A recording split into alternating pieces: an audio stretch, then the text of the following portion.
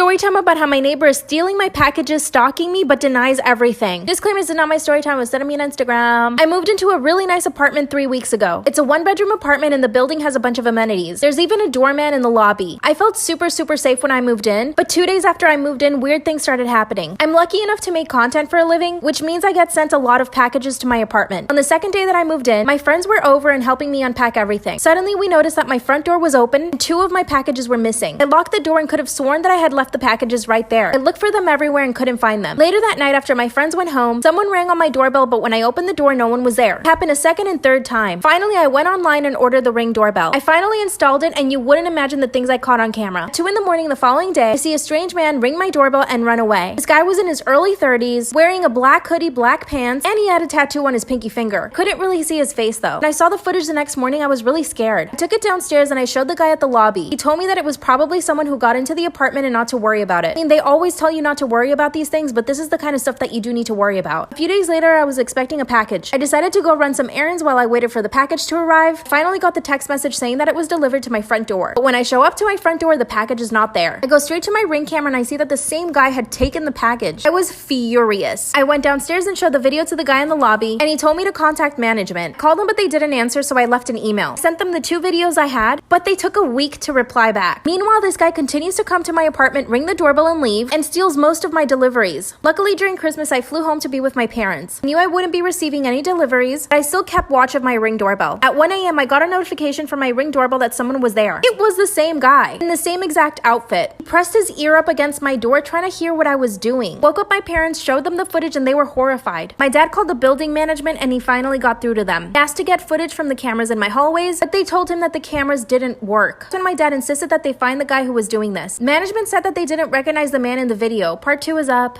Part 2 of how my neighbor is stalking me and stealing all my packages but denies it. Disclaimer, this is not my story time. It was sent to me on Instagram. After I caught this guy on my Ring doorbell several times, I sent it to my building management, but they said they didn't recognize him. They told me that he probably didn't live in the building. My parents insisted that they change all the locks on the doors. They said it would be a huge inconvenience for them because it meant a lot of money, that they would have to issue new keys to every tenant in the apartment. That's when my dad told them that he would involve his lawyer, aka my uncle. The building management basically ghosted me and my parents, and eventually I had to go back to my apartment after the holidays. Told my parents I would be fine and that the guy would probably never come back. Boy, was I wrong. 2 days after I arrived back to my apartment, everything looked totally normal. My apartment building had a really nice gym, and that's where I would go work out. While I was on the treadmill, I see someone outside of the gym door, and when I saw who was standing there, I recognized him as the person in the videos. He was wearing a black hoodie and black pants. He wasn't looking straight into the gym, but he was hovering by the door. I literally jumped off the treadmill like a cat. Went straight to the door, but when he saw me, he started running away. I was ready to attack this guy. When I finally opened the door, he was gone. But this really made me angry. It meant that I was being watched at the gym and at my own apartment. It didn't feel safe. I was paying $2,500 a month for my 1 bedroom, but it didn't feel like a home. I decided not to tell my parents because I knew this would totally freak them out. Went back upstairs to my apartment and got ready for bed. At 11 p.m., I got another notification from my Ring doorbell. This time I could see him pressing his ear up against my door again, but this time I could see part of his face. He had a nose ring and a neck tattoo. I took a screenshot and sent it to my building management. That's when they told me that it could possibly be the person that lived in the 2nd floor. That they couldn't be sure and they couldn't really just show up to someone's apartment and accuse them of something like this. Because I'm so stubborn, I told them that I would handle it myself. The next morning, I got dressed and went straight to the 2nd floor. I knocked on every single door on the 2nd floor, and they were pretty much all women. Finally, this guy opens the door and he has a nose ring. I asked him if he'd been by my apartment, but he denied it. He basically acted like he had never seen my face before. He acted so well that I started doubting it was him, even though I could see he had a nose ring. He had a purple hoodie on, which covered his neck, so I couldn't tell if he had a tattoo. I apologized and went back upstairs. I decided to go to the gym once again, but as I'm working out again, I see the guy in the black hoodie outside the door. Part 3 is up.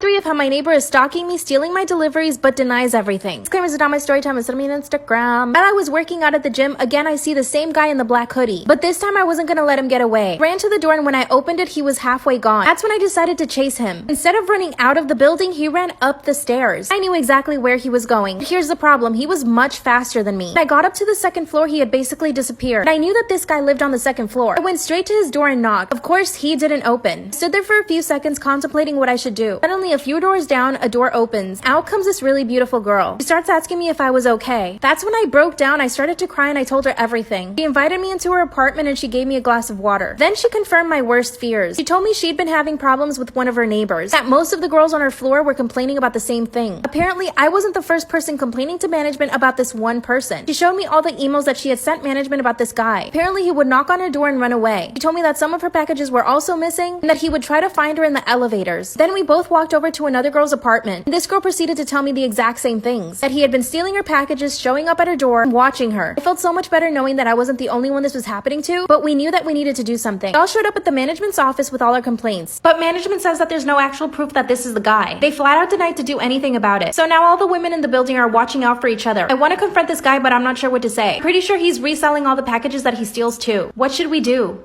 Story time about when I ghosted my boyfriend of 5 years and his friends. I at 33 was dating a guy at 39 for 5 years. After 3 years or so, we moved in together, but he was away a lot for work. He had a camp job that was 3 weeks in, 1 week home. He and I always liked to play computer games and were in a Discord with his friends. My friends also joined the Discord and everyone got along very well. Over the last year, he started getting a bit distant when he wasn't home, but I would see him online and voice chat with his friends and my friends. If I joined the chat, he would go silent. There were times we would play late at night together on the weekends, but one day he told me that he got in trouble at the camp for being too loud at night. He stopped phoning me and would only message me. Sometimes he wouldn't talk to me for a few days. 3 months ago, he wasn't online, but a few of his friends were. I popped into the chat to say hi and someone asked where he was to someone else. The friend responded with, "Oh, he's probably with his other half. They usually spend a lot of time together at this time of day. He'll be back later." I went, "Hold the phone. What?" But I'm his girlfriend and we live together when he's not at camp. It got silent and then one of the people said, "I hate to break it to you, but he has never had a camp job. He lives in the city with his girlfriend and travels out once a week." I messaged him saying, "Hey, someone just said you have another girlfriend? What the hell?" He sent me a message saying that they were lying to me and blah blah blah. I ended up clarifying with his friend on who the other woman was. It was a girl that I played with regularly. She was a good friend or so I thought. I also casually mentioned it in voice chat with her one day. "Yeah, we've been together for 6 months, living together for 3. I know it's fast, but he's a great guy." I just laughed and said, "That's great for you."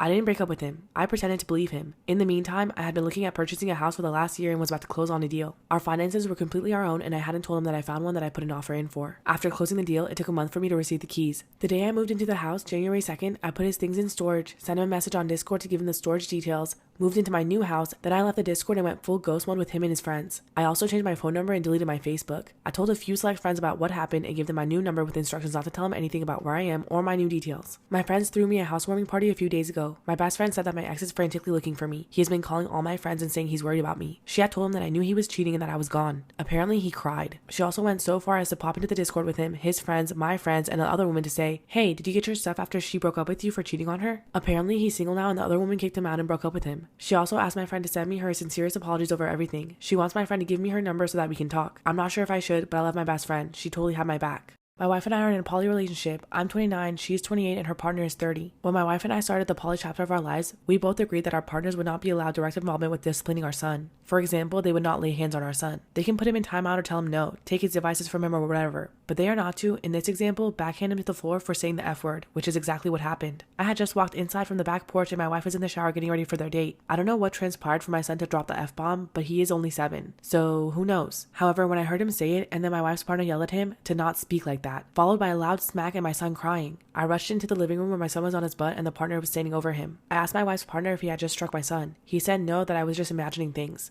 I warned him that if I found out he was lying and he had indeed struck my son, that there would be consequences. We have a pretty nice security system in our home, with cameras in almost every room but our bathrooms and the guest room. I went and opened the app and the cameras on my phone and watched what happened. He had indeed hit my son. So, am I the asshole for breaking his nose and kicking him out before their date? My wife's neutral and she understands where I'm coming from, but at the same time she thinks that I overreacted. And I may have, but that's my fucking son and no one has the right to put their hands on him in a violent manner. I don't even spank him. There are more constructive ways to discipline. I could really use some advice.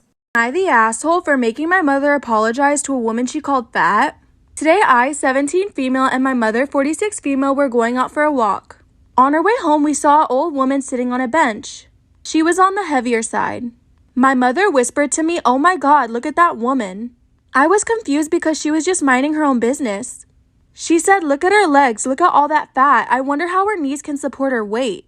I asked her to stop because it was rude and also we were close to her, so the poor woman surely could hear everything. However, she didn't stop. She replied rather loudly this time, "I hope when I'm old I won't become this fat." I was horrified, and by the woman's expression, she definitely heard my mother.